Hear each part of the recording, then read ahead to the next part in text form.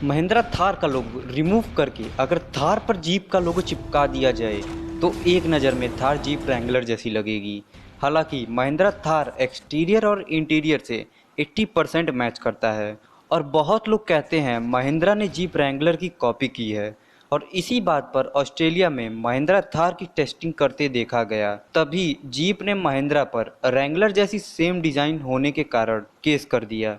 तो अब सवाल ये उठता है कि जीप ने महिंद्रा की कॉपी की या महिंद्रा ने जीप की, और अगर दोनों में से किसी एक ने कॉपी की है तो अभी तक किसी ने केस क्यों नहीं किया। तो इस वीडियो को लास्ट तक देखना, आपको रैंगलर और थार से रिलेटेड ऐसी बातें पता चलेगी कि आपने सोची ना होगी। लेकिन उससे पहले अपने भाई के चैनल को सब्सक्राइब करें, क्योंकि आपको इस चैनल पर ऐसे ही कार से रिलेटेड मजेदार वीडियोस देखने को मिलते रहेंगे। Who copied this car design, Mahindra और जीप? तो भाई, इसका सच पता करने के लिए हमें वर्ल्ड वॉर सेकंड में जाना पड़ेगा। तो होता ये है, जब वर्ल्ड वॉर टू में ये क्लियर हुआ कि यूएसए भी वर्ल्ड वॉर टू में पार्ट लेगा, तब यूएस आर्मी को ऐसी 4 व्हील ड्राइव कार की जरूरत पड़ी कि वो कार मुश्किल से मुश्किल सिचुएशन में सरवाइव कर पाए। तो इस काम के लिए दो कंपनीज को चूज किया। एक थी अमेरिकन बैंटम और दूसरी थी Willys Overland Motors. Willys Overland Motors ने 4 व्हील ड्राइव का प्रोटोटाइप को रेडी करने के लिए ज़्यादा वक्त मांगा, इसलिए यूएस ने अमेरिकन बैंटम को ये काम सौंपा। और कुछ दिन बाद अमेरिकन बैंटम कंपनी ने 4 व्हील ड्राइव कार का डिज़ाइन और प्रोटोटाइप रेडी कर दिया। लेकिन अमेरिकन बैंटम कंपनी काफ़ी छोटी थी यूएस के 4 व्हील ड्राइव कार की डिमांड को फुलफिल करने के लिए। तब इस प्रॉब्लम को देखते हुए यूएस ने अमेरिकन बैंटम कंपनी का डिज़ाइन दो और कंपनीज को ये काम करने को सौंपा। वो कंपनीज थी विलीज ओवरलैंड और फोर्ड। और कुछ दिनों बाद ये दोनों कंपनीज अपने 4 व्हील ड्राइव कार का प्रोटोटाइप रेडी कर लिया।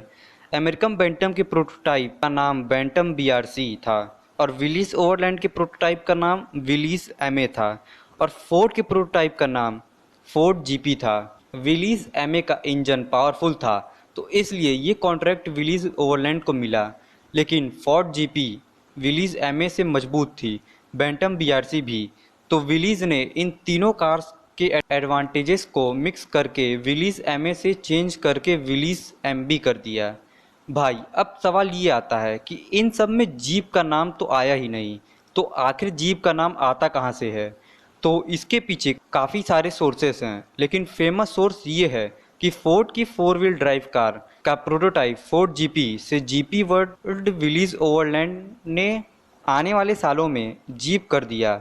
1942 में विलीज ने प्रोक्लेम्ड किया कि हमने फर्स्ट जीप बनाई है और 1943 में जीप वर्ड को एक ट्रेडमार्क बना दिया गया। विलीज जीप ऐसी कार थी जो बहुत ही स्ट्रॉन्ग थी, पावरफुल थी और इसे यूएस आर्मी कैसे भी एरिया में ड्राइव कर सकती थी। उसके बाद 1945 में विलीज ने जीप का सिविलियन वर्जन बनाना स्टार्ट कर दिया, जिसका नाम दिया जीप सीजे। सीजे मतलब सिविलियन जीप। फिर 1953 में विलीज ओवरलैंड को केसर मोटर ने खरीद लिया और विलीज ओवरलैंड मोटर से सिर्फ विलीज मोटर कर दिया। उसके बाद से CJ3B का डिज़ाइन काफ़ी सारे ऑटोमोबाइल कंपनीज कॉपी करने लगे, कुछ परमिशन से तो कुछ विदाउट परमिशन। और दो ऐसी कंपनीज थी जिन्हें स्पेशल लाइसेंस दिया गया जीप CJ3B का। वो दो कंपनीज थी जापान की मित्सुबिशी और इंडिया की महिंद्रा एंड महिंद्रा। उसके बाद 1953 में महिंद्रा ने जीप CJ3B को अपना नाम देकर इंडिया में लॉन्च किया। 1949 से 1953 तक महिंद्रा जीप CJ3B को इंडिया में बना तो रही थी, लेकिन विलीज के नाम से। लेकिन 1953 से ऑफिशियल लाइसेंस मिलने के बाद महिंद्रा ने जीप CJ3B का अपना नाम देकर महिंद्रा CJ3B करके लॉन्च किया इंडिया में। महिंद्रा CJ3B को 1953 से अब तक बहुत सारे अपडेट्स दे चुका है। और वहीं जब महिंद्रा 1953 से CJ3B को इंडिया में सेल कर रहा था, वहीं जीप यूएसए में CJ3B को सेल कर रहा था। अब जीप और महिंद्रा दोनों 1953 से CJ3B का फेसलिफ्ट और अपडेट करते गए, इसलिए अभी जीप रैंगलर और महिंद्रा थार जुड़वा भाई लगते हैं, क्योंकि जीप और महिंद्रा के पास सेम प्रोटोटाइप था CJ3B का। इसलिए 1953 से अब तक जीप रैंगलर और महिंद्रा थार जुड़वा भाई लगते हैं। तो महिंद्रा के पास फुल लाइसेंस है ये कार का। और अगर अब कोई बोले कि थार कॉपी है रैंगलर की, तो उसे ये वीडियो दिखाना और बोलना कि कॉपी नहीं जुड़वा भाई हैं। अब भाई बात आती है जीप रैंगलर और थार दोनों सेम दिखते हैं, तो प्राइस में ज़मीन आसमान का फ़र्क क्यों है? Why Jeep Wrangler is so expensive? भाई जहां थार का starting average ex showroom price 13.53 lakh है, वहां रैंगलर का स्टार्टिंग प्राइस 56.34 लाख है।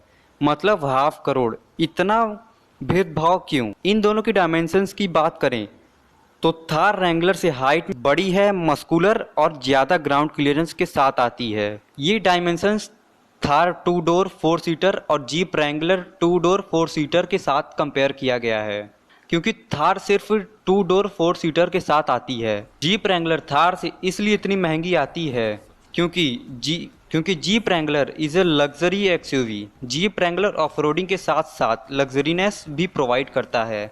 अगर आपको ऑफरोडिंग के साथ लग्जरीनेस भी चाहिए, आप जीप रैंगलर बाई करें।